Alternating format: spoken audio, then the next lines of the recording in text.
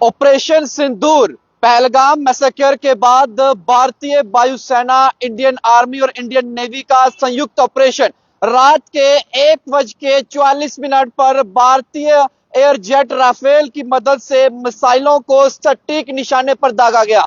इस निशाने की चपेट में आतंकी ठिकाने थे।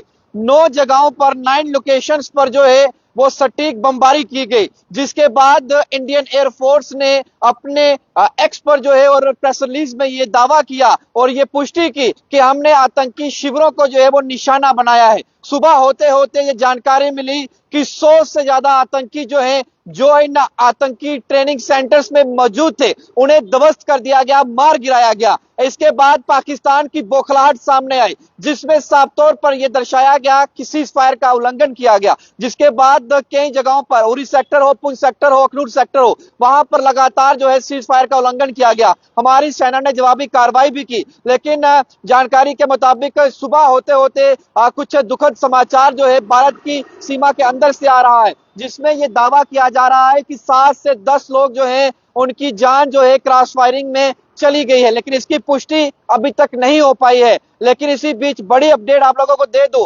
देश के गृह मंत्री ने जम्मू कश्मीर के मुख्यमंत्री उमर अब्दुल्ला को फोन कर हालात का जायजा लिया है। इससे ठीक पहले एसजी मनोज सिन्हा ने तमाम डीसीज को हिदायतें दी, जितने भी विलेजेस हैं जो बॉर्डर से सटे इलाकों के पास हैं, वहां पर लोगों को खाली करने के लिए, उन्हें सेफर प्लेसेस पर उनके तमाम एसेंशियल सप्लाई उन तक पहुंचाने के लिए, मेडिसिन से लेकर खाना तक पर्याप्त हो, इस चीज का जायजा लेने के लिए दिशा निर्देश दिए थे। लेकिन इसी बीच जो अपडेट आ रही है, देश के गृह मंत्री ने सीएम उमर अब्दुल्ला जम्मू कश्मीर जो है उन्हें कॉल कर स्थिति का जायजा लिया है। बीती रात से इस सीज फायर उल्लंघन पाकिस्तान कर रहा था और पाकिस्तान ने सिविलियंस को निशाना बनाने का प्रयास किया। पाकिस्तान का एयर जेट जो है भारतीय सीमा में दाखिल होने का प्रयास करता है, लेकिन हमारा मजबूत एयर डिफेंस जो है वो उसे जो है वो ध्वस्त कर देता है। हमारे साथ राकेश बजरंगी जो है इस वक्त फोन कॉल पर है, उनसे बातचीत करेंगे। राकेश जी, जिस तरीके से रात के लगभग 1:44 सुबह की किरण भी बाहर नहीं निकली थी सूरज की, लेकिन उससे पहले ही हमारे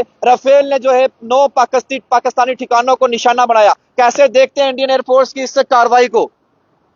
देखिए, पूरा अच्छा खुशी मना रहा है कि जो पहलगाम के अंदर हमारे 26 से ज्यादा पर्यटकों की हत्या आतंकवादियों ने की थी, उसका बदला जो है वो मोदी जी ने लिया है। तो हमारे राफेल जो है 9 ठिकाने उन्होंने आतंकवादियों के ध्वस्त किए हैं, जिनमें अजहर मसूद का जो मेन अड्डा है, जो उसका मेन हेडक्वार्टर था, उसको भी ध्वस्त किया है।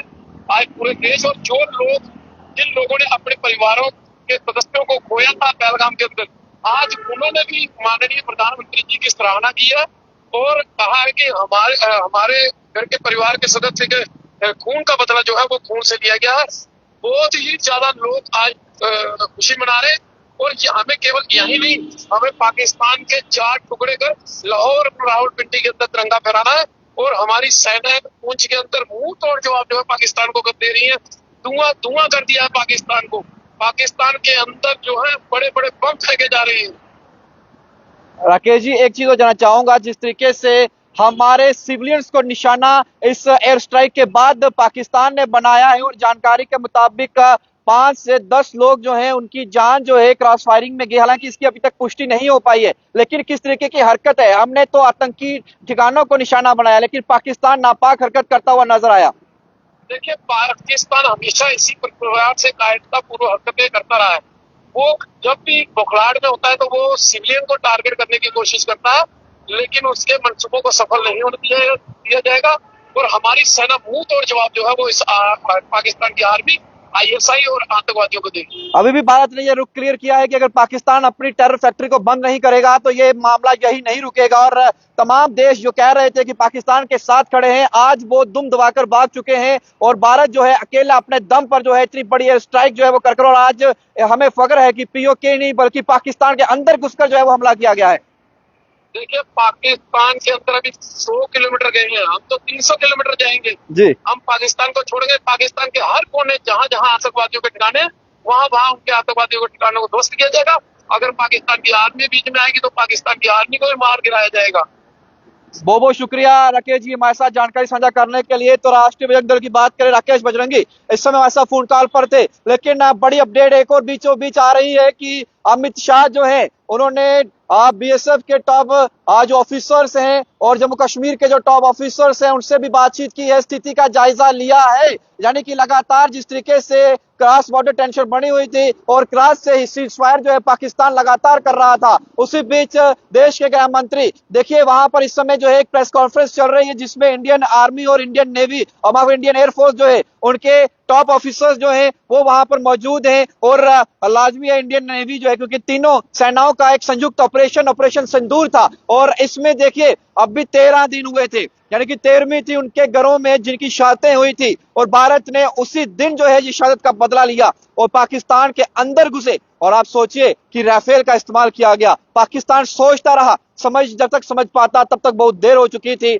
और जब तक वीडियोस वायरल होने लगे मुजफ्फराबाद से लेके बावलपुर से लेके तमाम वो एरियाज जो रडार पर थे, जहां जहां आतंकी शिविर थे, यहां पर आतंकियों को ट्रेनिंग दी जाती थी, वहां पर पाकिस्तान पर बड़ा प्रहार करते हुए देश की सेना जो है उसने एक संयुक्त ऑपरेशन किया जिसमें इंडियन एयरफोर्स की बात करें उसने आसमान पर मोर्चा संभाला, भारतीय सेना ने जो है जमीन पर, और वही इंडियन नेवी ने जो है वो समुद्र में मोर्चा संभालते हुए जो है इस बड़े ऑपरेशन को जो है वो कामयाब किया। और ऑपरेशन सिंदूर जो है लगभग माना जा रहा है कि 150 से ज्यादा आतंकी जो है वो ढेर हो चुके हैं। अभी आंकड़ा बढ़ रहा है क्योंकि ये सिर्फ कुछ साइट से जो है वो आंकड़े हमारे पास पहुंचे हैं, लेकिन देश के गृह मंत्री देश के प्रधानमंत्री जो है, देश के प्रधानमंत्री कुछ ही देर में जो है एक बड़ी बैठक को जो है वो चेयर करेंगे। सीसीएस की बैठक होने वाली है, इसमें तमाम वो डिटेल जो है वो दी जाएगी। थोड़ी देर बाद जो है लगभग राजनाथ सिंह जो है वो भी प्रेस ब्रीफिंग में जो है वो आप बड़ा बयान जो है वो दे सकते हैं। और इसी बीच जो है सीडीएस जो है उन्होंने जो है ब्रीफिंग जो है राजनाथ सिंह को दी है और राजनाथ सिंह अपने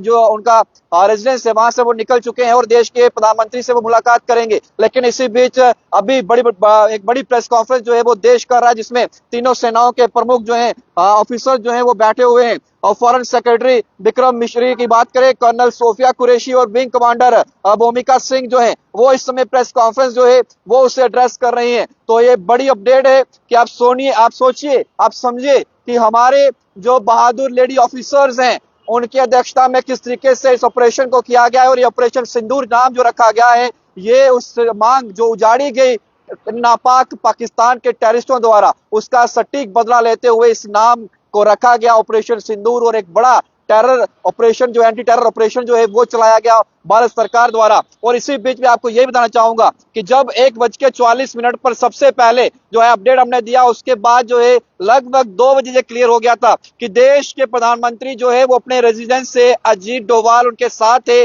और पल पल की अपडेट जो है वो उन तक पहुंचा रहे थे कि यहाँ पर ऐसा हो रहा है, हमारे एयरफोर्स जो है वो यहाँ पर पहुंची है, इंडियन आर्मी ये कर रही है, इंटेलिजेंस के लोग यहाँ पर हैं। वो पल पल इस ऑपरेशन की इनपुट्स और डिटेल्स जो थे वो शेयर कर रहे थे देश के प्रधानमंत्री के साथ। तो फिलहाल हम इस खबर के साथ बने हुए हैं। अभी फिलहाल जो है तीनों सेनाओं के प्रमुख टॉप ऑफिसर्स जो है, लेडी ऑफिसर्स जो है वो एक प्रेस कॉन्फ्रेंस में शामिल हैं और उसमें जो कुछ निकलेगा, जो कुछ वो बयान देंगे। लेकिन जो इनपुट्स थे भारत सरकार के पास कि इस आतंकी हमले के बाद जो टेरर फैक्ट्रियां पाकिस्तान में चल रही हैं या पीओके में चल रही है वो भारत के अंदर और अटैक जो थे वो कर सकते थे, इसीलिए प्रिकॉशनरी मेजर्स के चलते और उन आतंकियों की पहचान इंटेलिजेंस डिपार्टमेंट ने की थी। सूत्रों की माने तो इंटेलिजेंस ने उन आतंकियों की पहचान कर ली थी और ये बता दिया था कि प्लानिंग और एग्जीक्यूशन जो है वो पाकिस्तान के अंदर बैठकर हुई थी। इसी वजह से जब कल राफेल उड़ा तो वो ना सिर्फ पीओके बल्कि पाकिस्तान के अंदर के एरियाज के ऊपर भी टारगेट किया गया। मसूद अजहर से लेके बताया जा रहा है कि बाकी जो लश्कर के टॉप अड्डे थे उनमें टॉप कमांडर्स भी मौजूद थे, उन्हें ढेर कर दिया गया है। और बड़ी चोट जो है लश्कर तोयबा और एलईटी को जो है वो पहुंची है और लश्कर और जैश के बड़े कमांडर्स को जो है, जो अपने आप को सो कॉल्ड टॉप कमांडर कहते थे, उन्हें रात के समय ही जो है वो जहन्नम का रास्ता जो है वो दिखा दिया है। फिलहाल अभी प्रेस कॉन्फ्रेंस जो है राजनाथ सिंह भी कर सकते हैं, ये जानकारी मिल रही है। सीसीएस की एक बड़ी बैठक भी होगी कुछ ही देर में। अभी फिलहाल एक प्रेस ब्रीफिंग जो है वो चल रही है, हमारी नजर इस प्रेस ब्रीफिंग में है। जैसे ही कोई बड़ी स्टेटमेंट जो है इस प्रेस ब्रीफिंग में आती है जरूर करूंगा। फिलहाल वीडियो को शेयर करिए, तीनों सेनाओं के लिए एक सल्यूट, जय हिंद कमेंट सेक्शन में लिखना ना भूलिएगा। के साथ शुभम लंगे परफेक्ट टाइमलाइन के लिए जय हिंद।